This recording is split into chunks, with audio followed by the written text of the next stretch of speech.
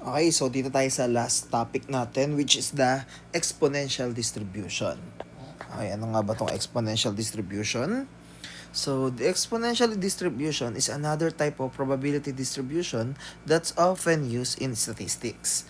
It describes the time between events in a process where events happen continuously and independently at a constant average rate.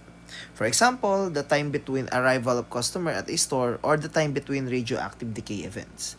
The probability density function of exponential distribution gives us the likelihood of waiting a certain amount of time before the next event happen based on the average rate of the event occurring. It is useful tool for modeling processes where events occur randomly over time.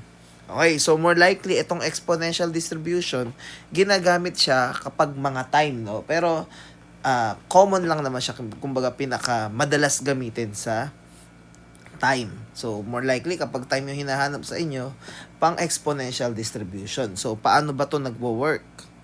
Okay, so let's say drawing natin yung graph nung exponential distribution. Sige, para ano tayo? Let's say ito yung ating graph. Ay, wait lang sorry. Ito, ayan yung graph ng ating exponential distribution. And for example, ito yung ating x. Yan, ito yung x. Okay, so ang magiging formula lang naman natin dito, for the probability, it's p x equals to e raised to negative 1 over mu multiply natin sa x. Okay, where yung e natin is yung Euler's number, yung x natin yun yung ating score, and yung mu yun yung ating mean. Or sabihin natin lambda na lang, no? Kasi yun yung gamit natin sa lambda gamit natin sa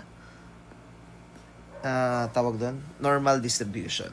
Okay, so kapag itong formula yung gamit natin, ang kukunin natin is yung from score and onwards. Ito yan. Okay? So kapag onwards yung hahanapin natin, yan yung gagamitin natin. So paano kapag less than? Okay, so itong kabuuan kasi niyan, probability yan, di ba? Ang kabuuan ng ating graph na yan ay may total na 100%. So, ibig sabihin, para isolve natin tong part na to, pag less than yung hinahanap, okay? So, pag less than, ang gagamitin nating formula is px equals to 1 minus e raised to negative 1 over lambda, multiply natin sa x. Okay? Yan, lagyan natin parenthesis, ba malito kayo. Okay, so yan yung gagamitin natin. Tandaan nyo, kapag greater than or more than sa x yung isosolve natin, tawag doon, dito tayo sa unang formula. Pero kapag less than, ang gagamitin natin is yung kabilang formula. Yung ima-minus natin sa 1 or let's say 100%. Okay, so try natin mag-solve ng first problem. Okay, so for example number 1, the laptop produced by the company ABC lasts on average for 5 years. The lifespan of each laptop follows an exponential distribution. Okay, so more likely time yung pinag-uusapan natin dito at sinasabi dyan for letter A or let's say sa ating example, meron siyang average daw na 5 years. Lumalabas, yun yung ating magiging mean, no, or yung lambda. Sabihin natin, meron tayong average na 5 years. And for letter A, what is our probability that a laptop will last less than 3 years? Okay. So, kung gagawa natin siya ng graph, itong graph na to is hindi naman siya require. Pero, mas magandang meron kayo. Okay. Sabi dyan, ano daw yung probability na yung laptop daw ay mag-last for less than 3 years. Okay, so kasi dito, sabi dyan, sa company daw na ABC, meron silang laptop na binibenta. Tapos yung laptop daw na yun, may average daw na lifetime na 5 years. Ngayon, for example, bumili ka ng isang laptop, ano yung probability daw na yung laptop na nabili mo is mag-last yan ng less than 3 years. So, pag sinabing less than 3 years, so for example, andito yung ating score, no, which is yung 3. So, ibig sabihin, pwedeng pagkabili hanggang sa umabot lang siya sa 3 years. Pwedeng 2 years, pwedeng 1 years, pwedeng 1 month, 2 months, and so on. Basta, less than 3 years. So, ano yung probability natin dyan? Since, ang sinasabi natin dito sa ating problem is less than, no? So, kung nare-recall nyo yung formula natin, ang gagamitin natin is yung second formula. Na yung probability natin na yung x ay mag less than 3 years is equals to e raised to negative 1 over lambda na 5. Multiply natin sa score na 3. So, therefore, what will be the final answer? Okay, solve lang natin.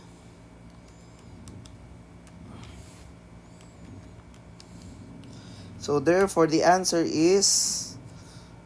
sorry. Wait. Mali tayo. Bakit? Second formula pala, no? Sige, So, I hope kung nakita nyo na mali ako, mas better yon. So, 1 minus e raised to negative 1 over 5 times, or 1/5 times 3.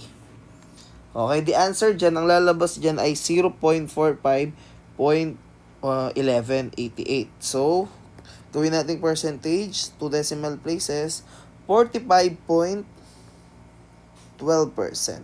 And that is our final answer for letter A. Okay? For letter B naman, what is the probability that a laptop will last more than 10 years? Okay, so let's say andito yung ating 10, no? 10. Ano daw yung probability na yung laptop daw ay mag-last for more than 10 years? Okay, so ibig sabihin yung first formula yung gagamitin natin dyan, na yung x natin ay dapat greater than, parang baliktad tayo. Namamali na, kalilito na, okay, sorry. Ito ay less than 3, no? Ito naman, ang x natin ay greater than 10 years. Kasi more than 10 years, okay? So, ang first formula gagamitin natin, e raised to negative 1/5, multiply natin sa 10. And the answer will be 13.53%. So, medyo maliit na yung chance niya na umabot pa ng more than 10 years, no? Okay. So, yan. Ito yung probability na umabot yung isang laptop for more than 10 years. And for letter C, what is the probability that a laptop will last between 4 to 7 years? So, paano pag ganito? Sabihin, it's either pwedeng 4, 5, 6, or 7 years, or pwedeng 4 years and 5 months, mga ganun, no? So, ito, pinag-usapan natin time, no? Kaya siya exponential. Okay? So, gawan natin ng graph. So, di ba sabi dyan, it's either nakagitna sa 4 to 7. So, paano natin to isosolve? May, no? Kumbaga, may limit. Unlike dun sa mga nauna natin, di ba? Pag sinabing less than 3, from 0 to 3 yon, or pag 10, 10 and more, walang katapusan. Okay. So, therefore, ang gagawin natin dito, gagawa natin ng paraan. Okay. Di ba kapag kinuha natin yung probability nung mag more than 4, ito yan. Tama ba? Mag more than 4, ito. Ito yan, hanggang dito. Tapos, kapag more than 7 na may kinuha natin, ito yan. Tama ba? So, ibig sabihin, ang mangyayari dyan, to solve for the probability na itong part na to, no, ito lang.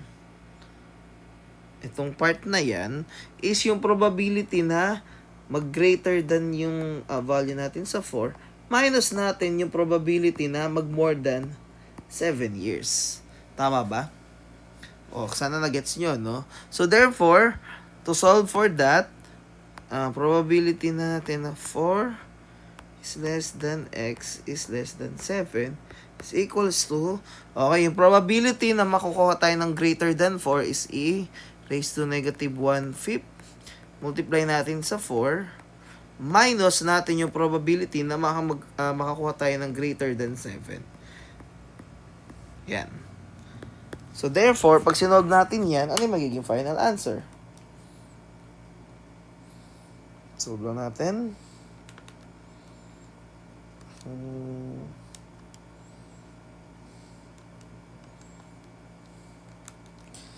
Okay, the answer will be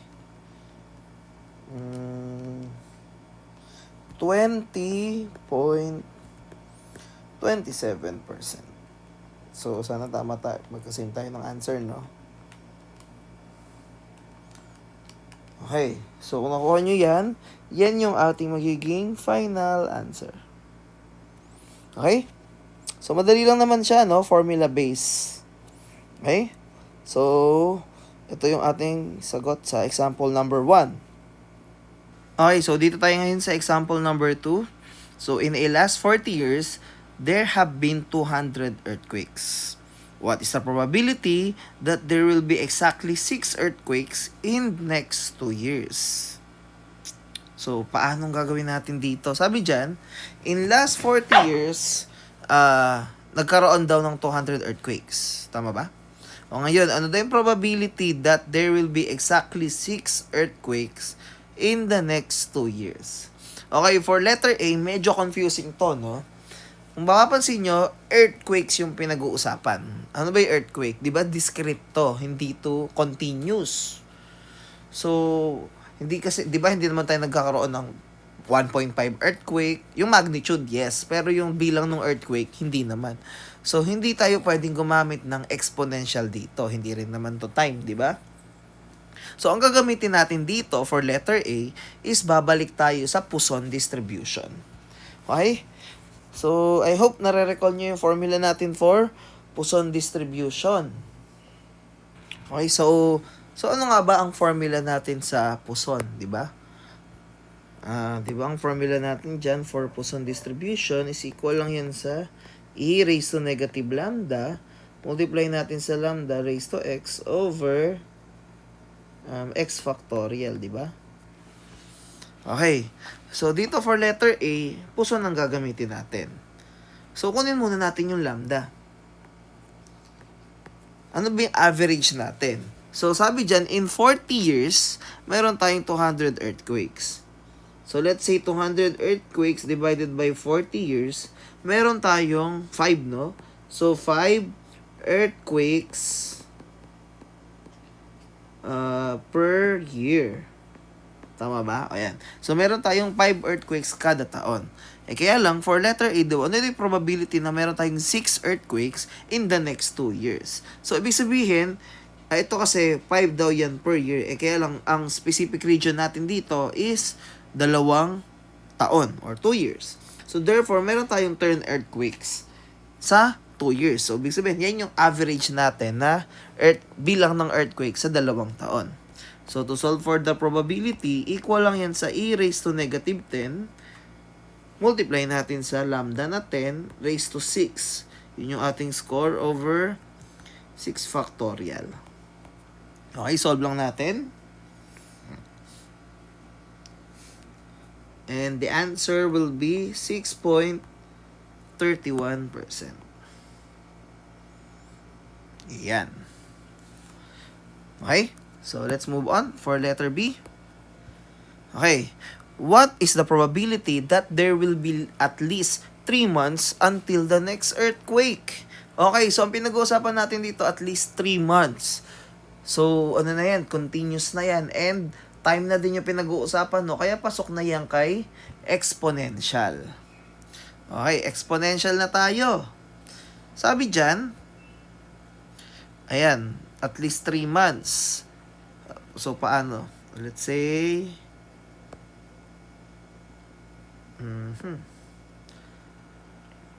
ito, sabihin natin, ito 3 months.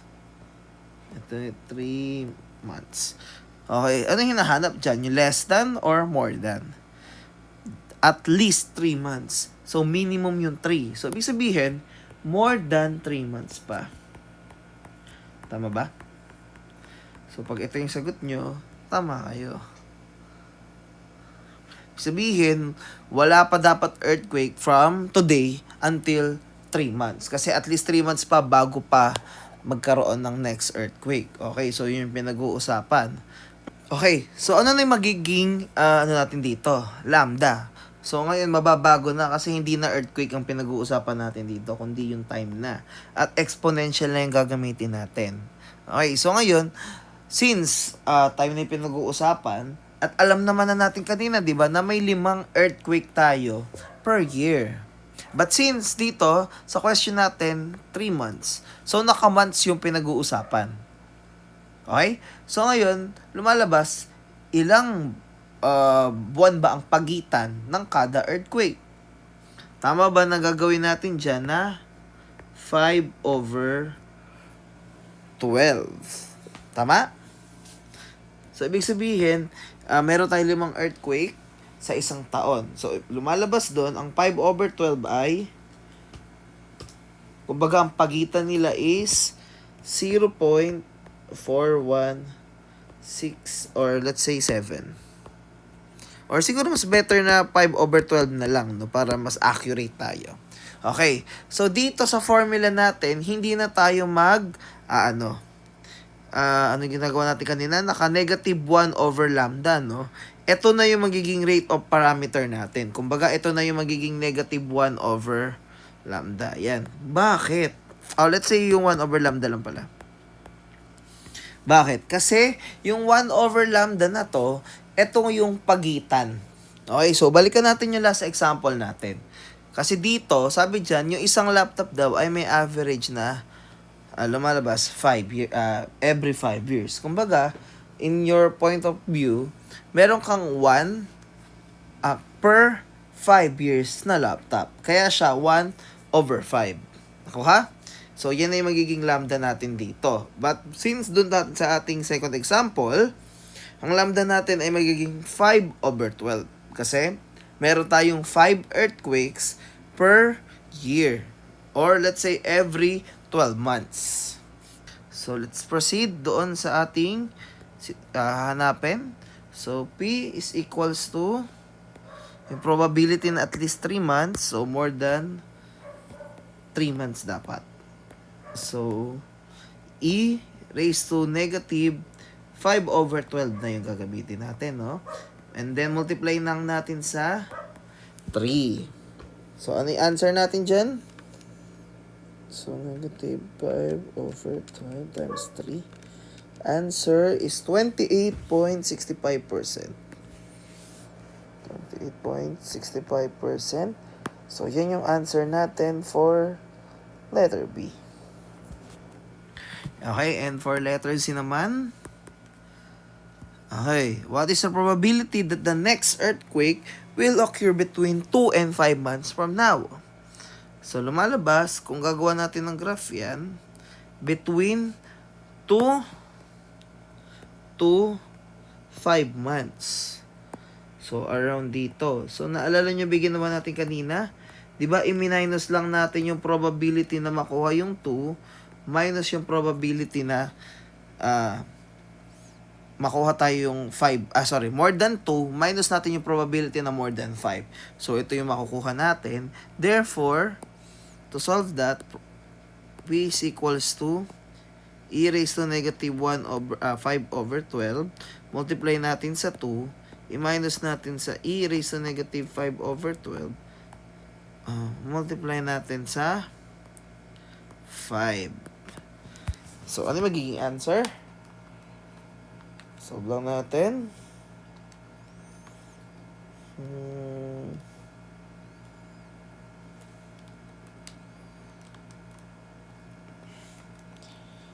So, answer will be 31.01%.